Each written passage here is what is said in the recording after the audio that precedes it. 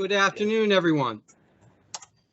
Welcome to the SFI kickoff meeting for community level planning for digital equity. My name is Kenneth Lozado. I'm the broadband lead for SFI. You'll be introduced to our leaders here in a moment. I would just like everyone to know that we will be recording this call. Please keep your microphones on mute if you can. We will be taking questions after each section as well as in the chat. And please use the raise your hand button should there be a question that you'd like to ask at the end of the section.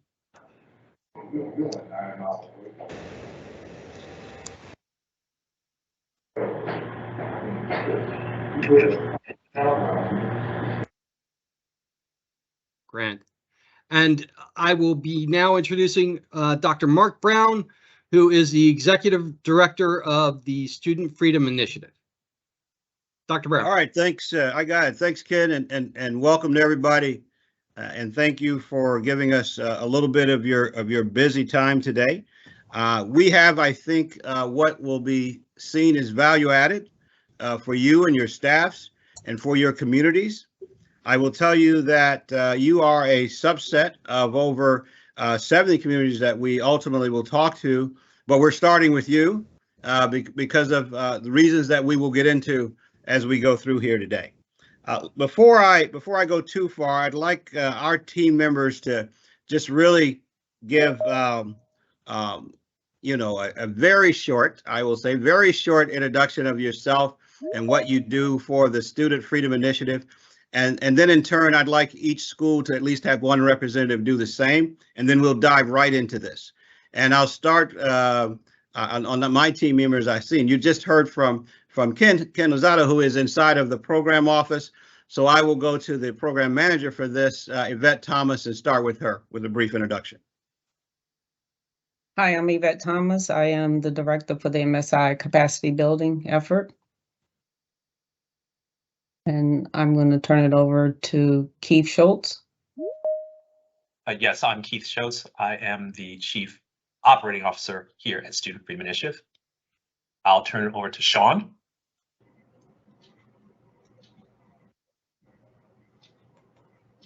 Hello, I'm Sean McDowell, part of the MSI capacity organization as a new hire into the project management office. Okay, I think I see Carrie. Carrie? Good morning, everyone. My name is Carrie Arthur. I am the paralegal with Student Freedom Initiative. And let's see, do we have anyone else on from Student Freedom Initiative? If not, Yvette, how about one representative, president, if you're here for each school, and Yvette, just start with the first school and go straight down the list. Yes, West Virginia State University. Yes, good afternoon. This is Eric Cage with West Virginia State University. Definitely glad to be a part of this initiative. I unfortunately am in the car at the moment, so I will have my camera off, but I am here participating in the meeting. Thank you so much. Good to see you, President Cage. Dr. Cynthia Anthony, Lawson State. Good morning, everyone. Yes, that is a tongue twister. I'm Cynthia Anthony, president of Lawson State Community College, and I do think I have two of our other colleagues here with us, Dr. Bruce Crawford, who is the vice president for instructional services, and Mr. Jim Mankiewicz, who's our director of our management information systems program. Miles.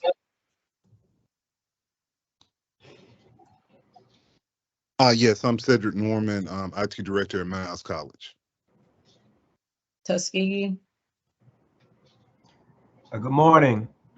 My name is Rolundus Rice, Chief Operating Officer of Tuskegee University. Stillman. This is Michael Hubbard, Senior Director of Technology. Also, we have Abe Harper, CIO. I think Dr. Kevin Harris is with us. And I think that's it, maybe one other, but thank you. Do we have someone from Selma? Okay. Bluefield. Timothy McKenzie, Director of Research and Sponsored Program, Title III Director. I'm here by myself for Bluefield State University. Xavier. Good morning, Xavier University of Louisiana. I'm Mabel Moore, Vice President and CIO. Dillard. Good morning. Hi, I'm Dr. Charles Prince. I'm the Chief Transformation and Sustainability Officer here. I also have our Director of IT, Cedric, as well as our Vice President for Real Estate and Facilities, Mr. Brady, as well. And I'm sitting here on behalf of our President, Dr. Rochelle Ford, who will join us shortly. Russ College. Danny Lancaster, Senior Systems Admin. I'm the only one here. Mark, that's everyone. Okay, well, welcome everyone, and again, thank you for your time. Let's jump right in it. Next slide, please. Sure. And Mark, just one quick question. Folks, there is our first poll question in the chat. Please feel free to record your answers. All right, this is what we're going to talk about. Next slide.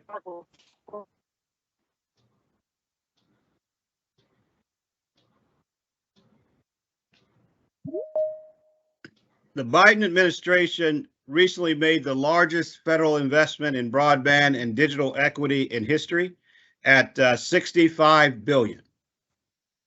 As part of this funding, the National Telecommunications and Information Administration and the Broadband Equity Access and Deployment, which you'll hear us refer to as BEAD, and digital equity are programs that are a part of this large investment. Now, the goal of this funding is to close the digital divide in America, ensuring that all people have access to high-speed, affordable, reliable internet access, and that they can participate in an equitable manner in what we all know is a digital economy. You see there the founder of our organization, Robert F. Smith, and some thoughts that he's had on how important it is to have broadband access. And why would that be something that Student Freedom Initiative would be bringing to you? Student Freedom Initiative focuses on the wealth gap in America through the lens of education. And we believe that one of the barriers to that is access for you as an anchor community, but also access for the community that surrounds you. So uniquely, when we talk today, we're going to talk to you as the anchor, the economic hub of the community in which hosts you. So HBCUs are the core community anchor institutions integral to spearheading what we will talk about today. But at some point, we will ask you about engaging with your local community as well. The NTIA and BEAD funding determines that some funds can be allocated to anchor institutions. And we sincerely believe that HBCUs are prime candidates for this, given the important role you play in the communities. We want to help your schools be as competitive as possible when applying for funding, and we believe we have the expertise gathered to do just that. Next slide. So what are our goals? We want to diagnose first the value proposition of your community level planning. We want to talk to you about timing here because there's some degree of urgency, we believe, given what we know about timelines. We want to talk about who the team members are and the relative outcomes related to each team member. And then we want to talk about where you fit into that and how do we get you the resources to engage other community stakeholders, what you ought to expect or have expectations from that. We're going to give you some specific deliverables that we hope that we will co-create with you, and then tell you the precise next steps that you take after this meeting, along with the point of contact that you assign. Next slide. Next slide. So when we use this term digital divide, so what is it that we're trying to get after? In simplest form, the digital divide represents that share of the US population that does not have access to high-speed broadband internet, be that fiber, cable, or whatever form it may come in. and that there are 4 key drivers of this challenge. And I want to foot stomp here that for every one of those key drivers, we believe there is a source. For every one of those key drivers, we believe it could represent a gap. And for every one of those key drivers, we believe that for us to close the gap, we have to address them individually. I say that up front to set the stage for if someone has said we have access or of internet, we have a provider that's already here. I'm going to offer that we pay specific attention to the holistic definition of the digital divide. Category A, infrastructure. In other words, whether high-speed internet is available to access to the community. The device. Do the people that live in your community have the means to use the internet, even though the internet may be available? Do they have internet-ready devices in their home, laptops, smartphones, etc.? Affordability. Can they afford to purchase the internet, or have they accessed the systems that are in place to supplement their affordability? And then literacy. How well equipped are the individuals to actually use the internet and internet devices? I know this is a higher ed group, and I don't need to talk to you about how important it is that if you don't have that last one, the other 3 really don't matter. And the same is true of each one of them individually. So when we say we're taking on this effort to close the digital divide, that's what we're talking about. The holistic look to ensure that your community has this, and the linkage back to the resources that have been in place. Back to the first slide that I said, the largest federal funding in most of our lifetimes, to my knowledge, available. Have you put in place, or have we put in place with you and your community, the tools necessary to access that funding? Next chart, please. So why does it matter? So the digital divide hinders access to critical services, jobs, sales, channels, hampers economic growth, telemedicine, virtual education, and unfortunately, Black America is disproportionately impacted. As the slides show, Black Americans are less likely than white Americans to have broadband infrastructure in their computers. They're less likely to own a computer, and they're less likely to have the digital skills. And that links right back to those 4 areas that we just cited. Let's just look at a couple of statistics very quickly. In the Black rural South, which is where most of you are, 38% of Black Americans, and that's about 600,000 people, report that they do not have home internet access, compared to 23% of Americans in the same region. Furthermore, Black Americans are less likely than white Americans to own a desktop, laptop computer by up to 11 percentage points.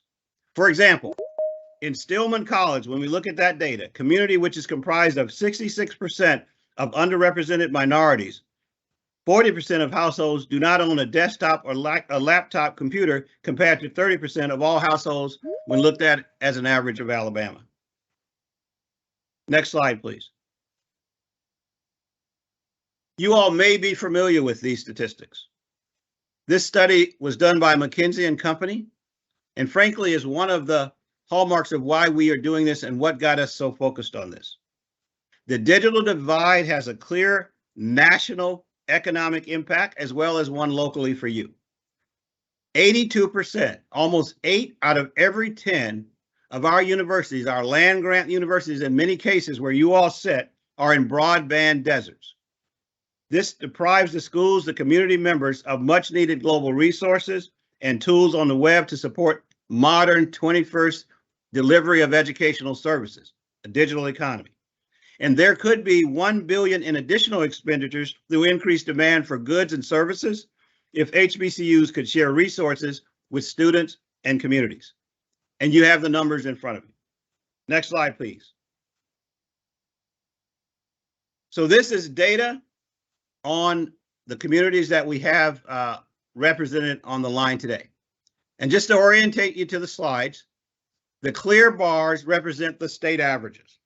So for instance, access to high-speed internet, percent of households with broadband internet. In this case, If you are red or yellow, you are below the state.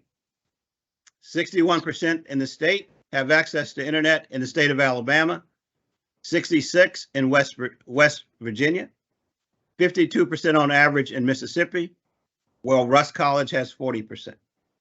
This is data that goes behind everything that I just said. Infrastructure, the availability of infrastructure. As you can see, most of those places in Alabama exceed the availability in general for the state of Alabama. But keep in mind what I said about the digital divide and the four elements all needing to work together holistically in order to get to the point of closing the digital divide. Device access. Notably, 90% have device access. Households we're talking in Alabama. And you can see that all of the 5 schools that we're addressing in Alabama are either right below or significantly below the state on average. Not so much in West Virginia, but very close. And the same thing in Russ College, slightly below the 88%. Affordability, which I think is huge here. For the most part, in the local communities, even if all of the other things hold true, the first 3 that we've spoken about, it is not affordable. And later on, as we go deeper into the data, we will talk about existing programs prior to the Infrastructure Act that were never accessed by community leaders to close the gap on affordability. Needing to address that as well if we're going to address the digital divide. And then obviously literacy is of concern. And the demographics simply say the minority population, and as you would expect for our HBCUs, exceed that of the average in the states. So when we get into this question of the digital divide and what we're offering, I think some of the natural responses would be, we already have funding appropriated from the state. We have, from the federal government. We have programs like Connecting Minority Community Programs. There are programs, or perhaps even we've been visited by our state, perhaps in some cases. Unless these particular areas are addressed, which are addressed in a grant process and are addressed with the level of what we believe is industry level expertise, then accessing the dollars to close the divide in all of those areas will not happen automatically. It's not a push. No one is going to push down dollars to the community to solve the issue of devices, literacy, affordability, perhaps so on infrastructure, but you see where you're already at on infrastructure, or even overall access. That's why we're here. Next slide, please. So as I turn it over to Keith and to others, use the chat to put any questions that you might have as we get into the details of, there you have what I would call the problem statement. And now as we get into this, I urge you to use the polls and to use the chat if you have any questions, or obviously you can reach out to me as we go through this as well individually. Keith, over to you. Great. Thank you, Mark.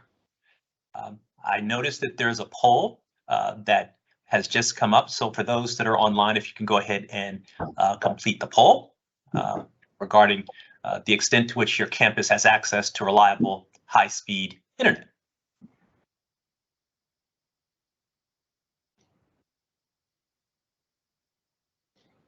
As Mark mentioned, the amount of dollars that have been allocated to this particular effort is a once-in-a-lifetime opportunity in many cases. The number that you see here, this $45.25 billion, is effectively spread across 3 of the NTIA programs. The first and largest of those is what many people identify as the Broadband Equity Access and Deployment, or BEAD. Of the dollars that are part of the $45.25 billion, the lion's share of those dollars are in fact in BEAD. There's some $42.4 billion of the 45 that are actually associated with the BEAD activity. For those that are familiar with BEAD, it really primarily focuses on a lot of the infrastructure activity that Mark mentioned. It starts with addressing the issue of unserved and underserved communities, followed by community anchor institutions, of which HBCUs basically are part of. And then it goes through a series of other priorities, but the primary is unserved, underserved communities, followed by community anchor institutions, and then several of the others, including those elements that Mark identified on the earlier slide. As part of what the NTIA folks are doing, as part of their oversight and administration of these funds, is they're centrally planning and staffing through the state broadband offices the resources necessary to make this particular set of dollars go as far as they need to. As part of their process, they've identified this date of 30 June as the time frame in which they're going to complete the allocations, the allocation decisions for those dollars to determine how best they can be implemented as we go through the process. The actual management and allocation of the funds are actually done through the state broadband offices. And to put a point on the comment that Mark made earlier, we've been in discussions with many of your state broadband offices, as well as many of those that are not on the call. And in some cases, we have been given information that implies that, yes, we have that particular community covered. To Mark's earlier point, the extent to which it's covered across all of the elements is really where we want to make sure we draw attention to, because where it may be, quote, covered in some cases, it may not be covered from the standpoint of device access or any of the other parameters that Mark identified, which in many cases, affordability, are red as far as the data that we have in as you compare where you are compared to where the state averages are. So state decentralized management and allocation of funds.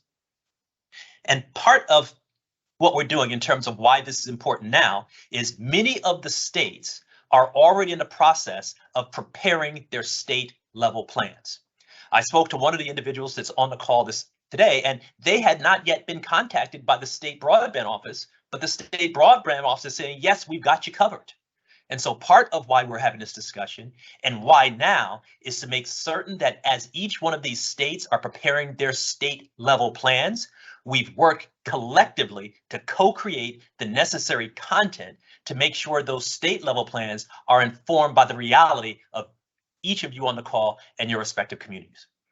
Once those state level plans have been provided to NTIA, and the NTIA effectively requires them, meaning the state broadband offices, to reconcile and speak to any of the feedback that's been provided by the local communities. So key point is input from the state level to the state level plans must be adjudicated as part of the process, which is a good catch that the NTIA folks put into place. Once those state level plans go through their draft process, go back to the previous slide, once they go through their draft process and are approved, then the dollars are actually allocated.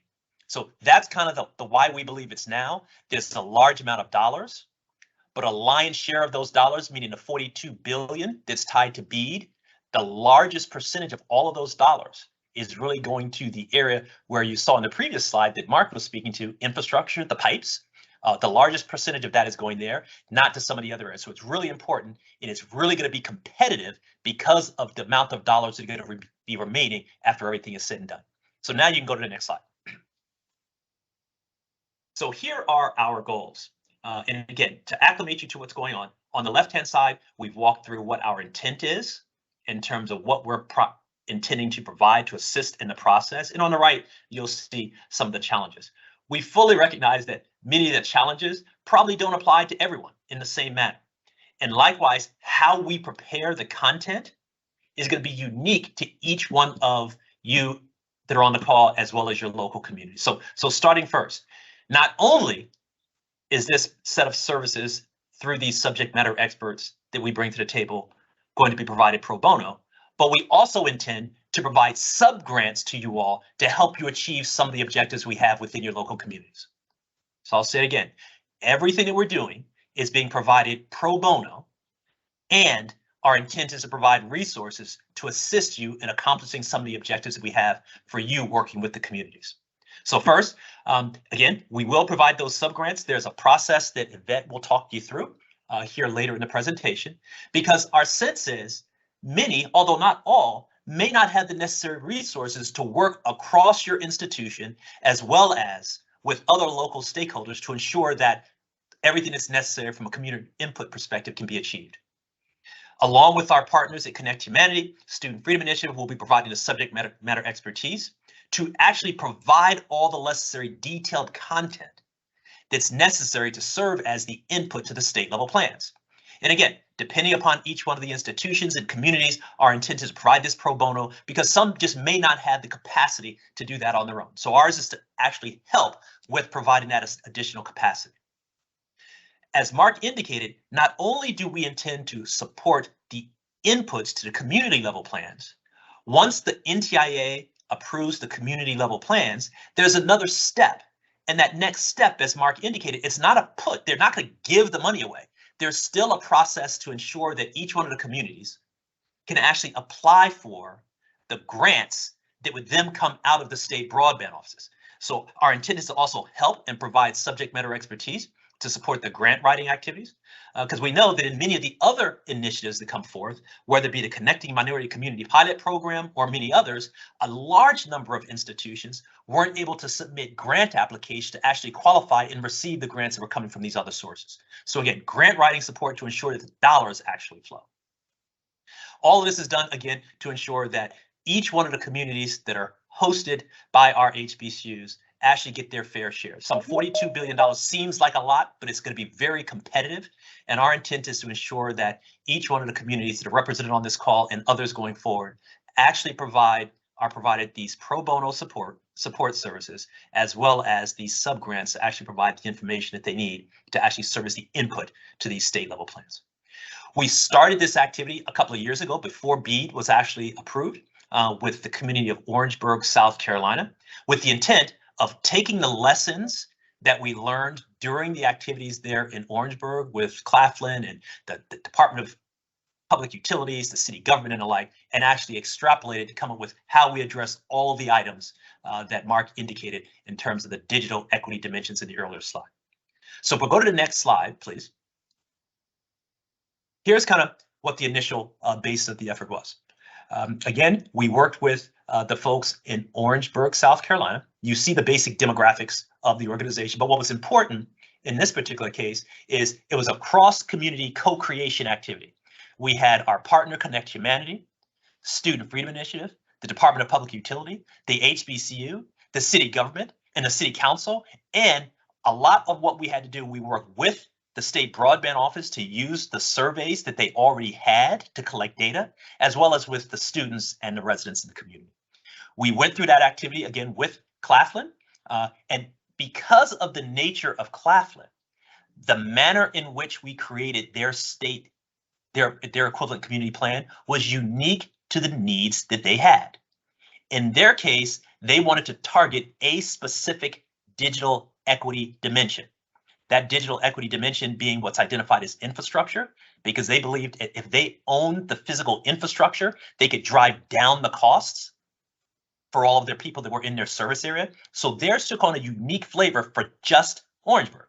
And we believe that naturally, each one of you all in your respective communities, your plan will take on a unique characteristic. But what we want to make sure happens, as Mark indicated earlier, is that we address each one of those areas, whether it be access to high-speed internet, the infrastructure, devices, affordability, or digital literacy. We want to make sure all of those areas are accommodated as we go forward with each one of the HBCUs.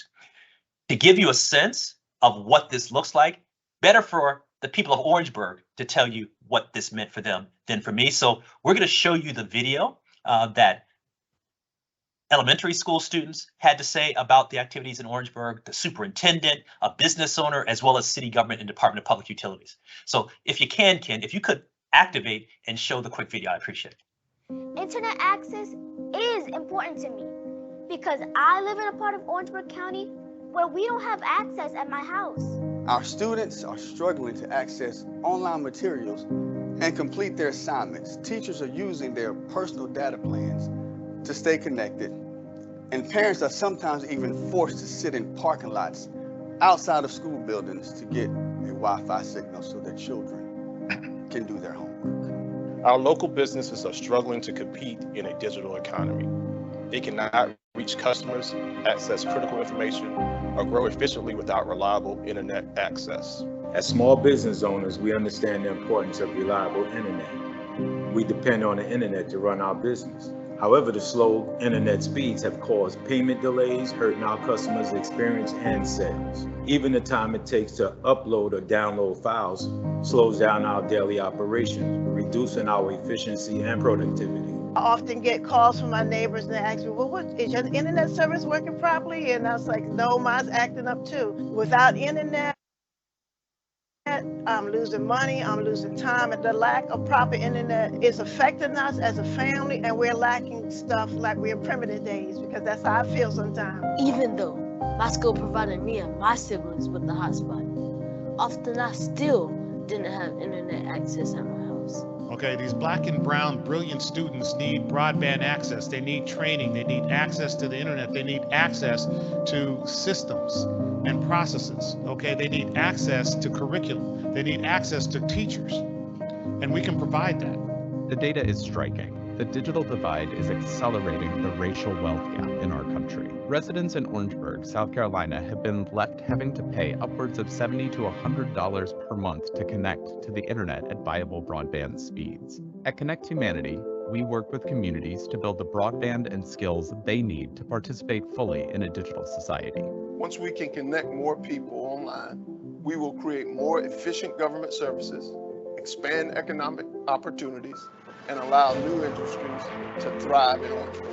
The public-private partnership formed with Student Freedom Initiative, Connect Humanity, and Claflin University gave us the tools to ensure all residents have fast, affordable internet access. This partnership could be a game changer. We're calling on lawmakers to invest in better, faster, and more reliable internet for our city.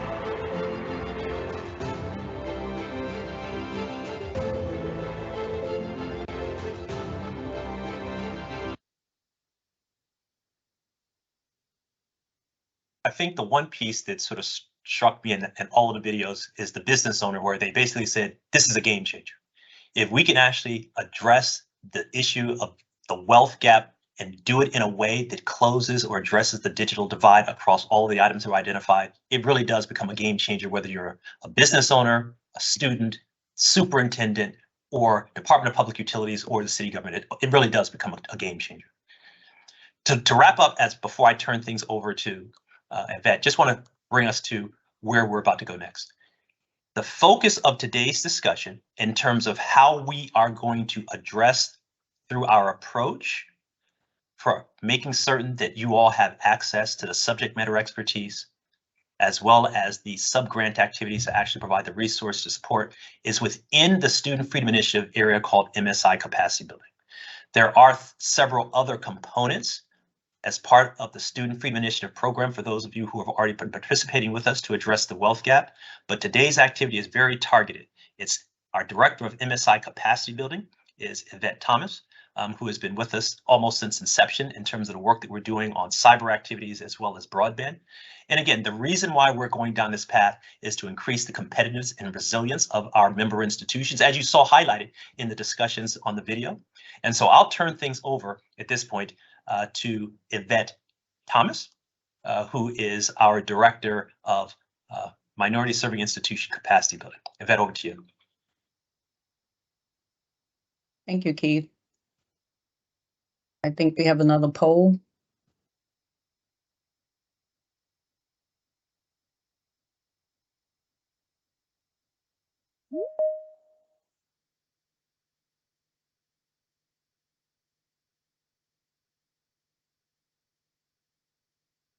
Good afternoon, everyone. I'm Yvette Thomas. I'm the Director of MSI Capacity Building for Student Freedom Initiative. In this section, we will cover the approach. This section will cover what is being co-created with the SMEs and what we will provide to the local communities. We will support three deliverables: the development of the community plan, the grant submission, and the project management, integration, and performance and reporting. Next slide, please. What is the community level plan and how is it co-created? SFI, along with our partners, will work with the HBCU to gather data to baseline your community. We will gather data through interviews from the HBCU, the local government, Department of Public Works, residents, business owners, local carriers, and others. Once we get that data, we will use it to create your community plan. Your plan will include key findings from the data gathering, the community's vision, market assessment, digital equity data, the community recommendations, next steps, and a few other sections. Next slide, please. Where are the candidates' institutions located? Cohort 1. We have 5 in Alabama, 2 in West Virginia, 1 in Mississippi, 2 in Alabama.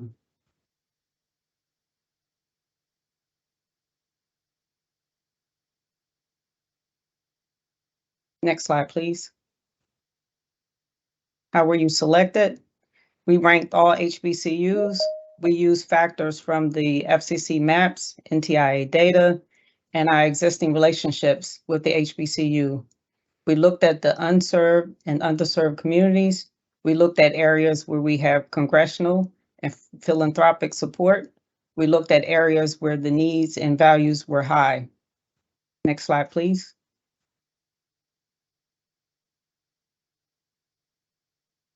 Who are our primary partners? Connect Humanities.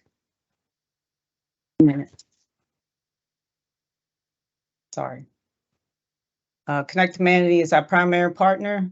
They work in more than 80 unserved communities to design, own, and operate their own digital infrastructure. Cassie and Associate is our federal partner. Fine and Getty is our Alabama partner. Watson and Eager is our Mississippi partner. Next slide, please. Our approach, the process. The first thing we need to do is identify the champion. As of today, most of the champions have been identified for Cohort 1. 2, the planning grant. We are given the HBCU funding to help us engage with the community. At the bottom of the slide, you'll see a URL where you will go and apply for the planning grant. We will also send a donation agreement for signature. Once we get the donation agreement back, SFI will execute it and disperse the first installment. The second installment will come after the orientation with the stakeholders. The third installment will come after the closeout of actions from the stakeholders. The fourth installment will come after the final of the community plan. And the fifth installment will come once we submit it to the State Broadband Office. Next slide, please. Here's our governance process. We have weekly, monthly, quarterly meetings to make sure we are in line and in scope with this project. Next slide.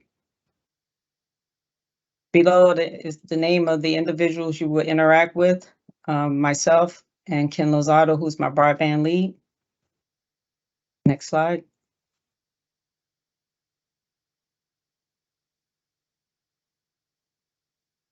I think we have another poll.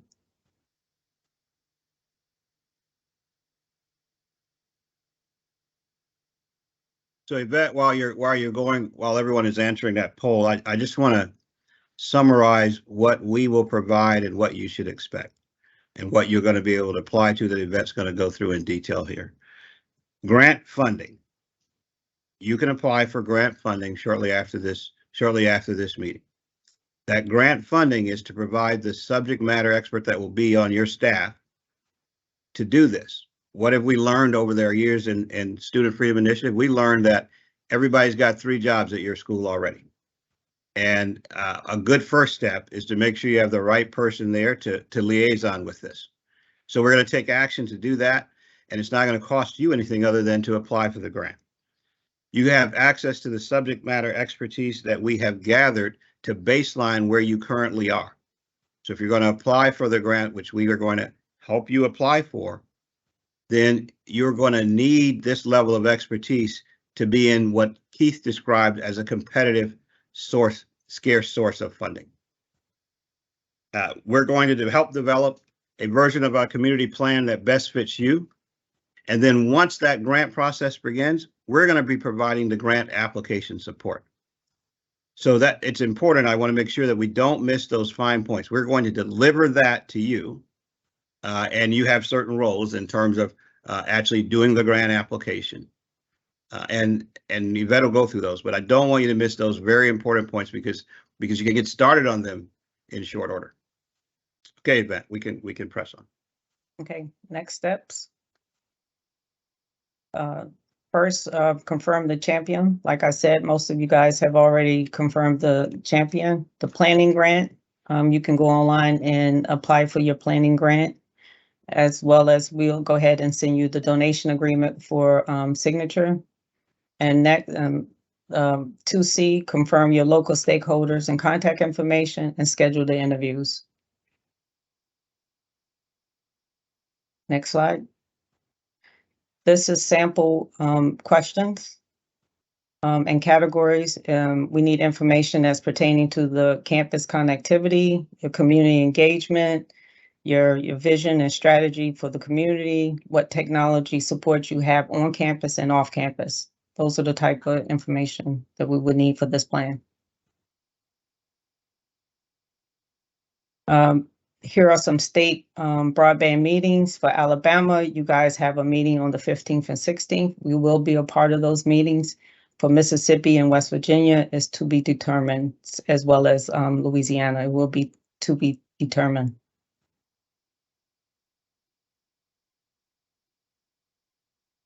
And I think that's the last slide, but I think we have one more poll.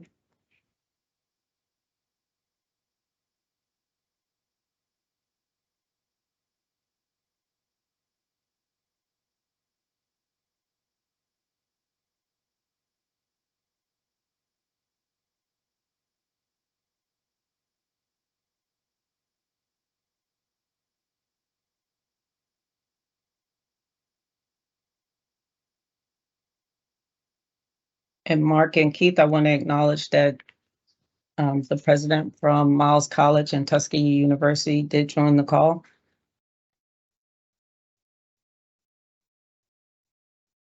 Excellent, thank you. Hi, it's Rochelle Ford from Dillard University, President Dillard. Oh, yes. I'm sorry, Dr. Ford. Sorry about that. It's graduation week. Yes. One of the I areas. understand, and Alabama University is also on the call. Great, welcome. One of the items, just as we're wrapping up, I noticed that one of the poll questions that was asked as we were going through actually referenced the fact that 75% have no or limited plans with regard to where we're headed. That's one of the reasons why we're here. Our intent is to assist you get to the point where you can effectively compete for these, what's going to really be scarce dollars, right? So a large portion of what Mark identified up front, I walked through as well as Yvette, was to ensure that you kind of understood that there's a compelling need that we recognize exists by third or independent source of information, and to effectively compete for it and to make sure that those 75 that are on the call that says, hey, there are no plans, our job is to help you get that 75% to zero by ensuring that we actually provide the subject matter expertise to work with you to create this state level, this input to the state level plans through these things we identify as community level plans. So key point in terms of that data point that came across during the poll. Any questions? We've gone through the information relatively quickly. We wanted to make certain that we captured information along the way, such that we had a good sense for where this group sat regarding some of the items that came across during the polls. But we'd like to sort of open it up to questions that either are very broad, and Mark or any one of the team members can support answering those, or any one of the folks that are on the call. So if you have any questions in terms of what we're doing, why we're doing it, as Ken indicated, just raise your hand and we'll start identifying those people to go ahead and ask questions if they didn't put them in the chat. So I see a question from Stephanie. Stephanie, please identify who you are, what school you're from, and go ahead and ask your question. We appreciate it. Thank you.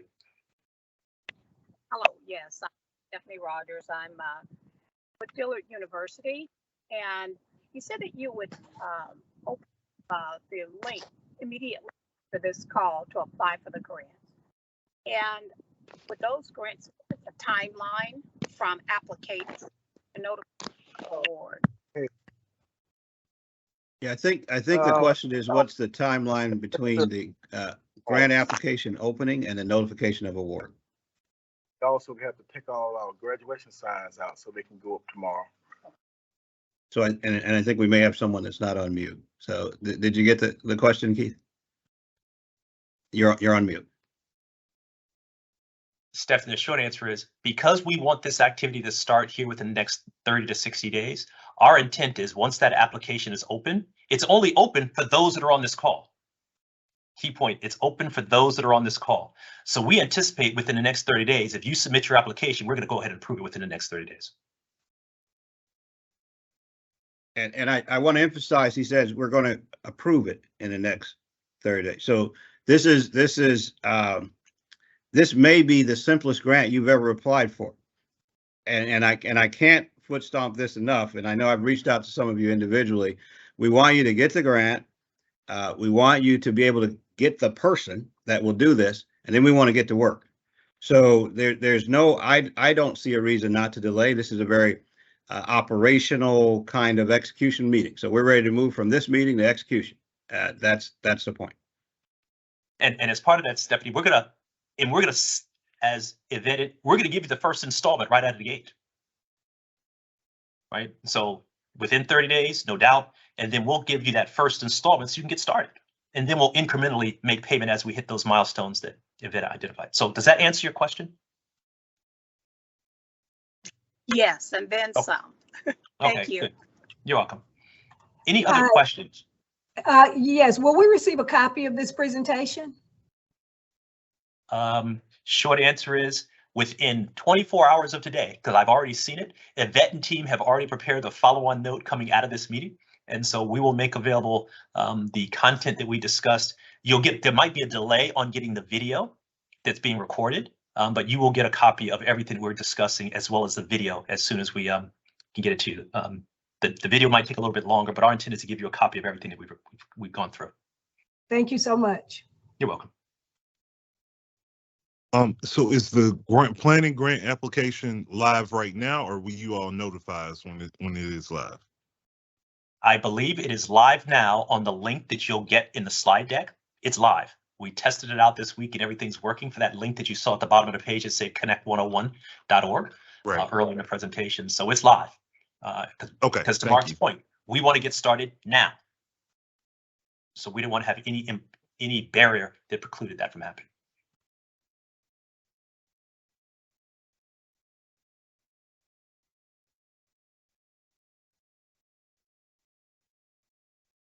Are there any other questions about this? Let me make one other offer, and that is that if you are more comfortable in a school by school session to answer further questions or to delve further, I would ask you to reach out to Yvette and her team, and we will facilitate that as well. So if you wanted to go to a different level of detail, perhaps not comfortable in what looks like a room of 37 or so, then by all means, just email to Yvette directly, and we will make that available for you as well, if necessary.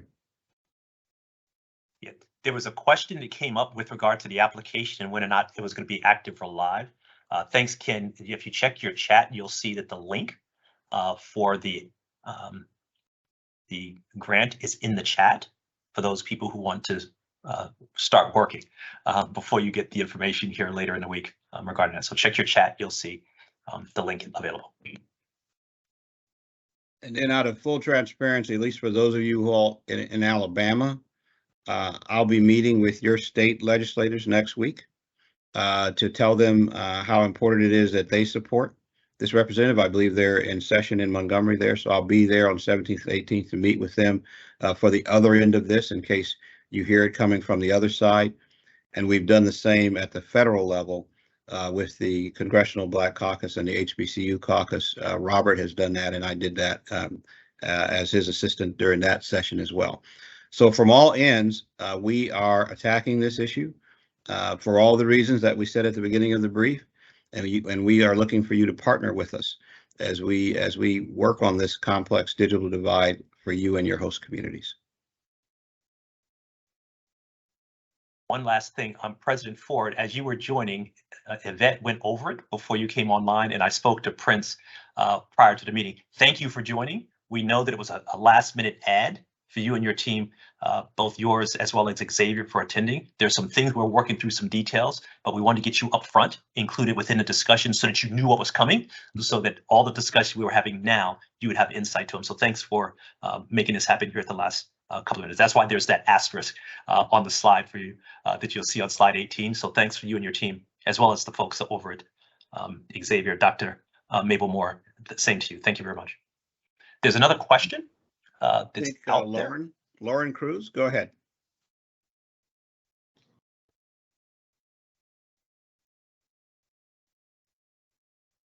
Again, if you could give your name and your institution and ask your question. Yeah, I don't believe we can hear you. I don't know if you're on mute or not, but I can't hear you. They don't seem to be on mute. It could be on their computer system. Your volume or something. I'm unable to hear you, man.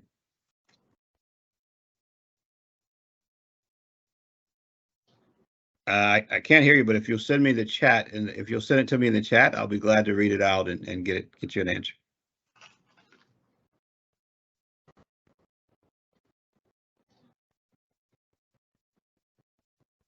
And just while we're waiting, folks, as our website is still pretty new, it might not have resolved for everyone. So there's 2 links there. Both should take you to a Connect101 page with the information about the program. And if you scroll down, you'll see a hot link to the grant application.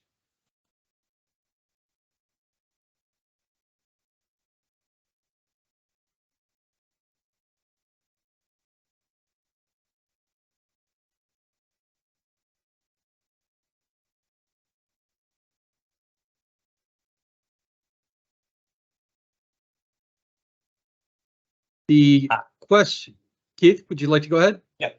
Yeah, perfect. Lauren, the answer to your question is let's yes. read the question to everyone. Yeah, as far as the community stakeholders are concerned, what are the stipulations on joining with community stakeholders, and do we need to seek these individuals, quote, now? The short answer is yes, by all means. If you recall, in the discussions that Yvette had as she was going through the presentation, theirs is really short timeline, relatively speaking. As part of that timeline, she actually identified on slide 25 that we have to the 31st of May to start reconciling some of these activities.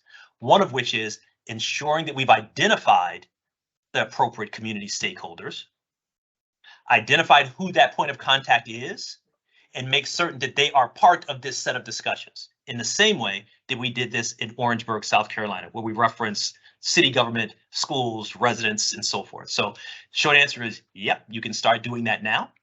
We wanted to make sure you were resourced through the grant process to initiate that, but to the extent to which you all can lean forward based on your existing relationships and let people know, and I'm sure that's why some people ask for the slide presentation, by all means.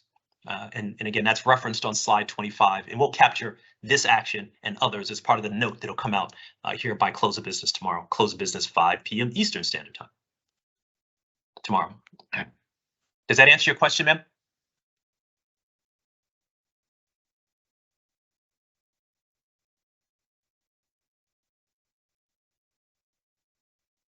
Perfect.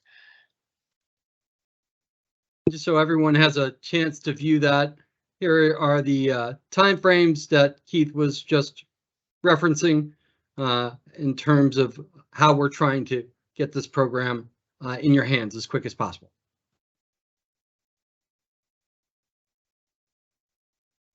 Thanks, Lauren. Any other questions or comments on what we're trying to do, how we're trying to do it, with whom or by when?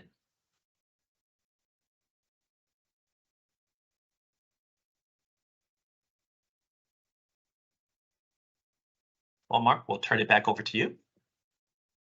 All right, I know that you all are busy, so I won't keep you beyond the requirement.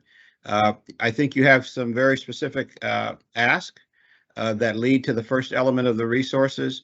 And if you want to reach out, my suggestion is directly to Yvette, and we can go deeper individually by school if that's necessary. But I look forward to partnering with you. If you have any questions at all, and you can reach Yvette, by all means, please give me a call, and I'll be more than happy to break this out even further for you. Thank you for your partnership. Thank you for your leadership at your schools and what you're doing for our communities, because we know that it means so much. And I look forward to working with you all on this effort as well as many more, but specifically now, this effort of the digital divide.